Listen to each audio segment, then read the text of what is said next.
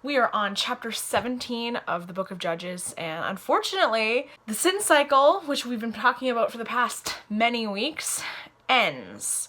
And what now begins is just a downward tumble. You'll see.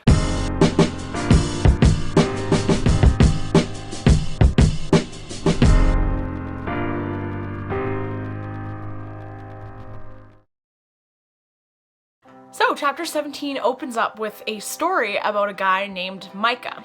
And Micah steals a bunch of stuff from his mom and then feels bad about it, so he returns it. And then the mom blesses him in the name of the Lord and tells him, well, here, just use the stuff that you stole to build an idol. Later on, Micah meets a Levite and he invites him and basically persuades him using money to be his priest for his idol. The Levites were the descendants of Levi, and it was the Levites that God had said, these are the ones that are to be the priests. So they're the ones that are supposed to lead the rest of the nation in worshiping God, worshiping the true God. And in this story, we see a Levite doing exactly the opposite. You'll notice that the entire chapter, God's name is actually used a lot. However, none of them, by their actions, are actually following God, which is something that all of us can totally easily get wrapped up in, right? We say the right things. We say, oh yeah, I'm a Christian, I believe in God, but you don't actually act like it. And so same deal with Micah and his mom and Levite. All of these people are talking about God as if they know him, but they're not actually following him. They're following a false God. They're creating an idol. Verse 6, it points out that in those days, Israel had no king. Everyone did as he saw fit. And in chapter 18, it actually opens up with the same phrase, in those days, Israel had no king. So obviously, these two stories are linked. So in chapter 17, it was the Levite who was looking for a place to settle, and he ended up settling with Micah and did this whole false worship idol thing. In this chapter 18, there is a whole tribe of people, the Danites, who are looking for a place to settle. Now, if you remember from chapter 1, there's a reason that they're actually looking for a place to settle, and it's because they were disobedient. So it's their own fault. The Danites show up at Micah's house and they meet the priest and they basically ask, hey, you should inquire of the Lord for us. And the Bible doesn't actually say that he does it. He just says, oh, go in peace. The Lord approves of your journey. Later on, these Danites actually come back to Micah and they steal the idol and they offer the Levite a bunch more money to become their priest. So it's all about the money for this guy. It really isn't about worshiping the true God, otherwise he would have never worshiped this idol. It's just about the money.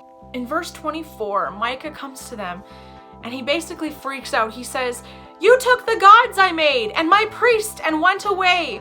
What else do I have? You guys, Jesus is so much better than this freaking idol. He can never be taken away. These idols that we make for ourselves, whether it's popularity, success, our activities that we love so much, anything that we put our time and our attention into more than God, those idols don't lead to satisfaction. As soon as they're taken away, you're left with nothing. Whereas Jesus, he can never be taken away. The story ends with the Danites, who they don't care what Micah said, so they just take the priest, they take the idol, and they go and settle. And they basically kill a bunch of people so that they're able to make their own city. And in verse 30, we actually realize something really sad. It says, there the Danites set up for themselves the idol, and Jonathan, son of Gershom, the son of Moses, was the priest for this tribe of Danites. So Moses was an amazing man of God. He was the one that led Israel out of Egypt, and his grandson becomes the priest for the Danites for this stupid idol. This is a sad story, and unfortunately the next few stories, it's only gonna get worse. I don't know if y'all remember this, but I said at the beginning of the study that the whole point of this book is to show that when man replaces God as king, chaos reigns. So that's the point of these two stories, is just to show the false worship that was happening. These people were extremely religious, and yet they didn't know the true God. They weren't worshiping and serving the true God. What happens when you replace God as king? Are you the ruler of your life? Who's sitting on that throne of your heart? It's easy to say, oh yeah, I serve Jesus, I follow Jesus, but do your actions prove that you are. I am praying for you guys, and I want you to know that Jesus is this better king. He is not the one who's going to leave us. He won't disappoint us. He's not like this idol that once it's taken away, left Micah feeling completely lost. Jesus can never be taken away. He loves you, and so do I. Bye! See you later.